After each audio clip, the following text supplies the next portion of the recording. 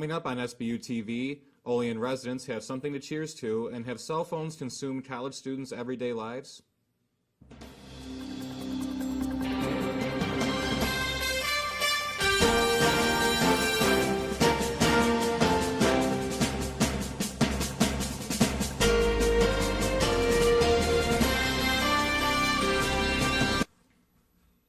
Hello and welcome to SBU TV. I'm Tanner Jubenville. I'm Jackie Roberts. And I'm Joe Pinter, and I'll be back later with sports. Olean is getting something it hasn't seen since the 1920s.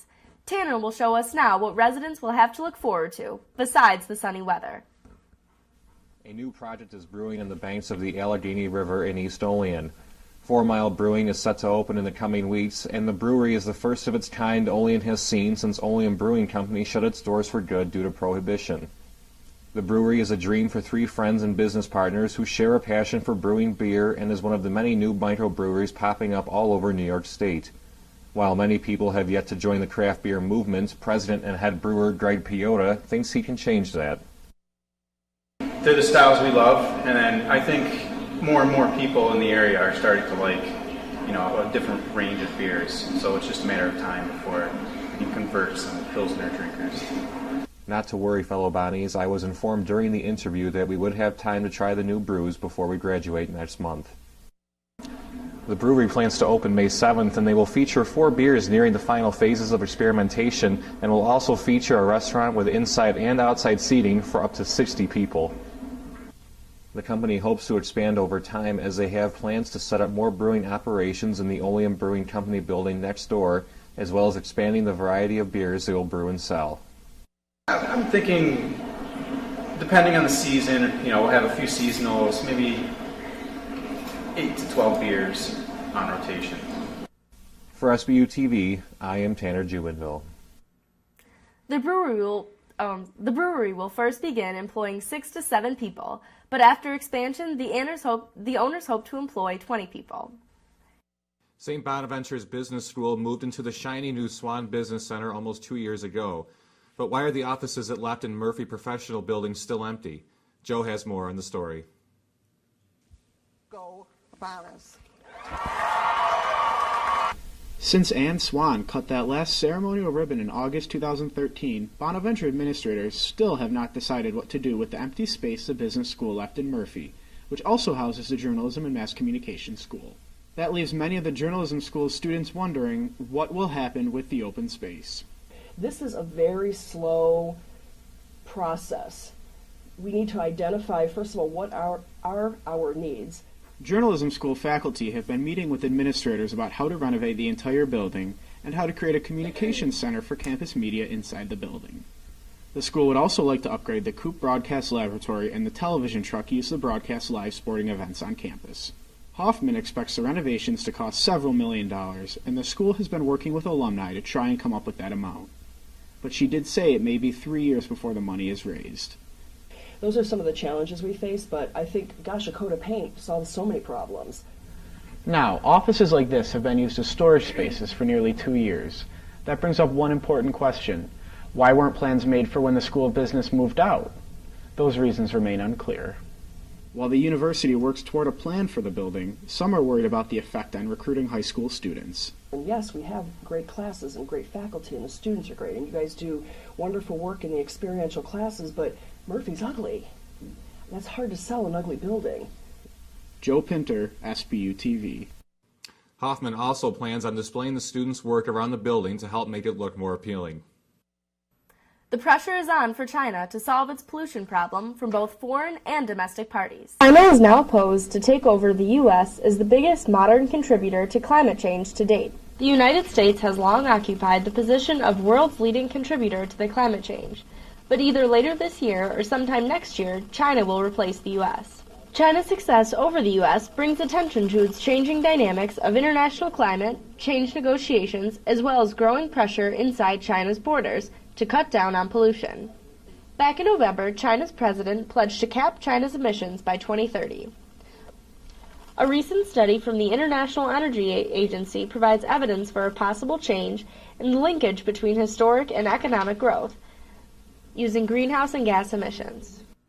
According to a new scientific study on leading causes of death, China's air pollution is linked to 1.2 million premature deaths in the country, which is nearly 40% of the global total.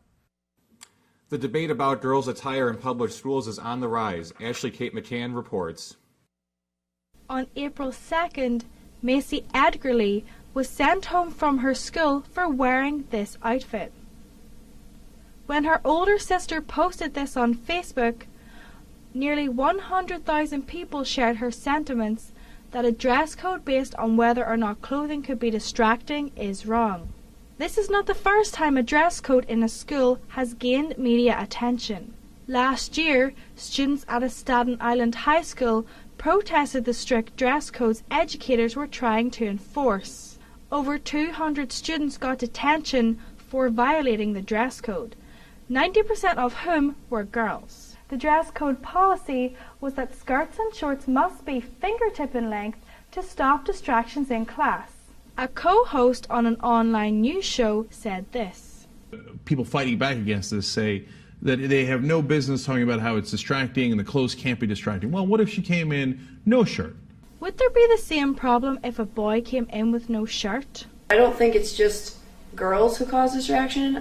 I think that's giving girls too much credit that they don't get distracted by men wearing tight-fitting clothes, showing off their arms, showing off their abdomen. Not only could the current thinking behind school dress codes be deemed sexist, with more women scrutinized than men, it is also patronizing to men, labeling them as easily distracted, hormone-driven beings. For SBU TV, I'm Ashley Kate McCann. Girls around the country are speaking out against casual expressions of systematic sexism in the classroom. It was a very busy week for the Russell Jandoli School of Journalism that welcomed back an alumna who received a major award for sports journalism. Rachel Axon joined the likes of ESPN's Dick Vitale, Yahoo's Adrian Wojnarowski, and the New York Post's Mike Vaccaro. It was a huge honor, and honestly, I think I'm too young. I don't think I've done enough to earn it, but I'm so appreciative that they gave it to me. I remember being a student and going to the Symposium and going to that dinner and just really admiring and respecting the people who won it before me. So it's really just such an honor for me. Axon interned for the Olean Times-Herald while a student here at Bonaventure. She is now a reporter for USA Today Sports in Gainesville, Florida. As a class, your SBU TV reporters set out to do the seemingly impossible, for millennial college students anyway. St. Bonaventure's SBU TV class did their best to live without their smartphones and go about their daily lives as modern-day college students. So I've been without a phone for a while now. So far the worst thing was not having music at the gym. Also, I've missed a couple meetings and stuff because my phone is my planner. The results were surprising. I couldn't do it. It is what it is. I could not have my phone in my hand. I'm very attached to it. Went through my whole 2-hour work shift. And the reasoning fell somewhere between comical and practical. My phone is always in my hands. I'm always checking my emails. It's really tough right now to not be on my phone because I'm constantly checking emails because it's crunch time for me as a senior. Always am on social media. I use social media like it's a newspaper. I found this really cool gift, and I had to give in because I needed to tweet about it because it was witty. I was trying to buy this fabric at the store today. The guy was trying to calculate the price per yard with a pen and paper, and he wasn't very good at math. So I took out my phone, and I used my calculator to help him out because it was getting pretty awkward. I then answered all of the text I'd received and sent about 25 Snapchats. With SBU TV, we all failed. It appears college students have become reliant on their smartphones. Is that necessarily a bad thing? One can only presume it remains in the eye of the beholder. Are you a paper waster? John Bender reports on how much the average person uses.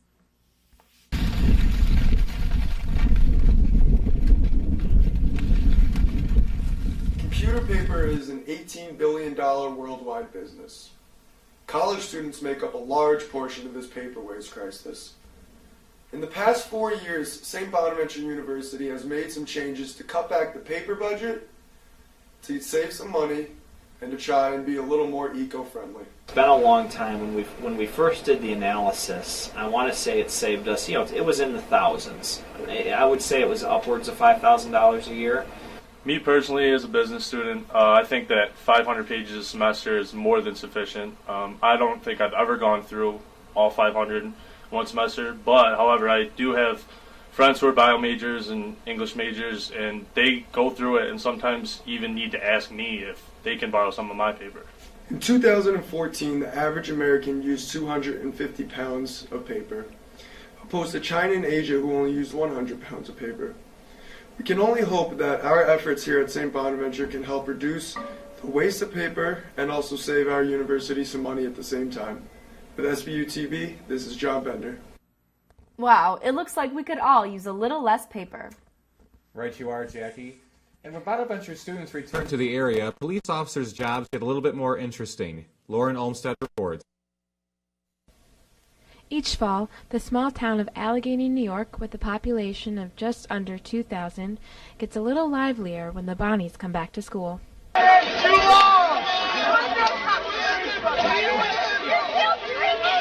Tim Peterson has been an Allegany police officer for nearly 30 years. He says that the presence of the local police department is a necessary one, particularly while Bonaventure is in session. I firmly believe that the village of Allegany needs a police department, not only because of the students, but just for the safety of all the residents.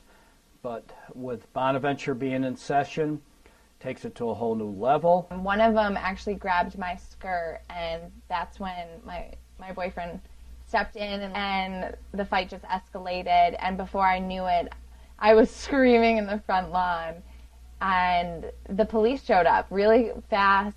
And we really do need to have police officers here to keep an eye on the big influx of students when they come into town on the weekends. Upperclassmen at St. Bonaventure are able to keep traditions alive such as house crawl and keg clash with the help of local police who keep students safe. Something like that can easily get out of hand, but I got to believe there was 300-400 kids maybe going house to house, and had we not have been there as a police department, things could have got a whole lot worse. For SBU TV, I'm Lauren Olmstead. It sure is nice to know that the Allegany police are doing a good job at keeping this town safe, don't you think? Cut.com recently released a video series highlighting women's style over the last century. The videos have sparked conversations concerning women's role in history. Katie Brown has the story.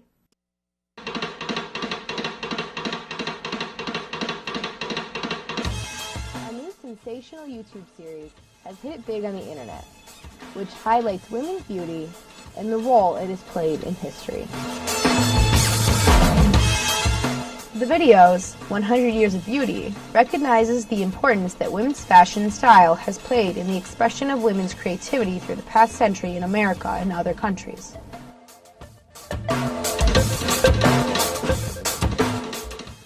In 1 minute, different decades of beauty is portrayed that highlights not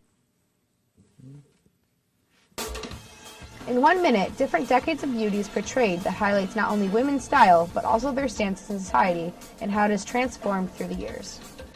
Gabrielle Hurley, a sophomore finance major, gave her opinion on the videos. They had never seen before. In the 20s, they were cutting their hair off, and it was never done before. In the 60s, they would wear those beehives. All these things are different styles, and it just seems like a style, but it's a way to express yourself. 100 Years of Beauty is educational, for it puts a lot of perspective on women's fashion and depicts the oppression and societal standards women have faced in the last 100 years.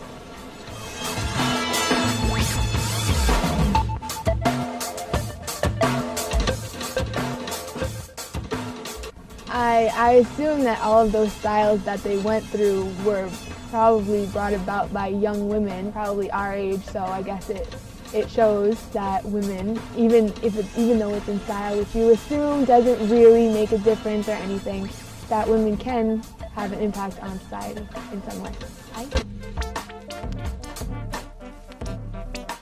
For SBU TV, I'm Katherine Brown.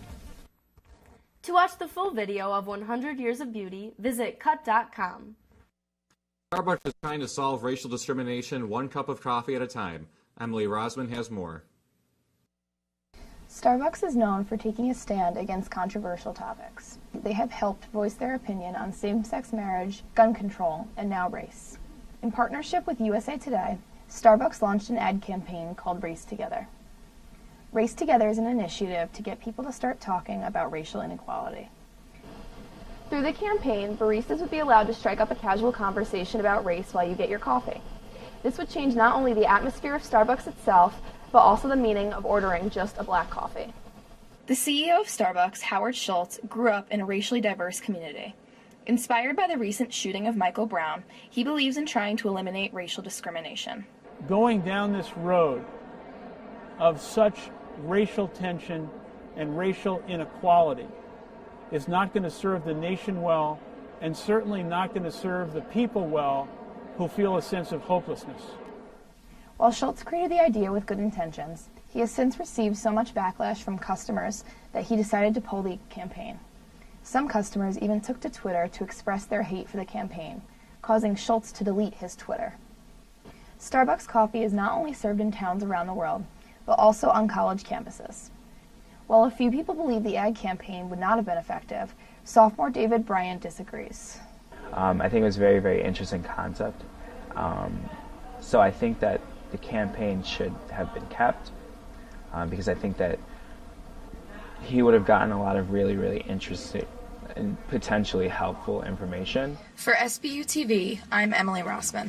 Howard Schultz may have ended the Race Together campaign, but he promises to not stop trying to support the fight against racial discrimination. Please stay tuned for SBU TV Sports after this. With a college scholarship, you can afford to dream big. I know. With my own scholarship, I got a great education and an amazing career. That's why I support Thanks USA. Thanks USA provides scholarships for the families of active duty military personnel.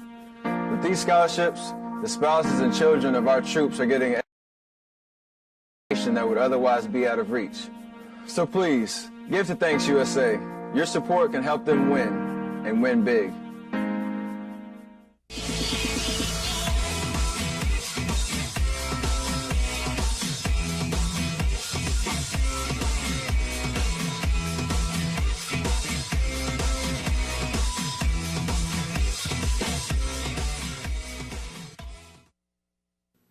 Hi, and welcome back to SBU TV. I'm Joe Pinter with a look into your sports world.